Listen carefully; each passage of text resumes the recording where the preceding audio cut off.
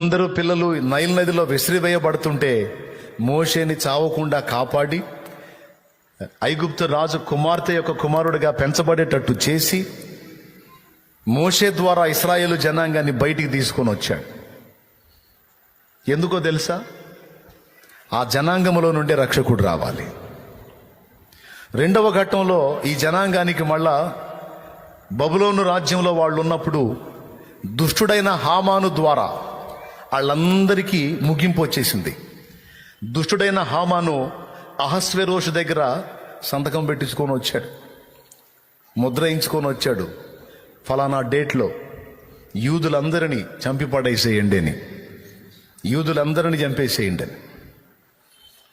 ఇలాంటి పరిస్థితి ఒకటి వచ్చిందని దేవుడు ముందే ఎరిగి అక్కడ ఇద్దరిని ఏర్పాటు చేశాడు ఆ జనాంగం కోసం. ఒకటి మొర్దెకై, రెండు ఎస్తేరు.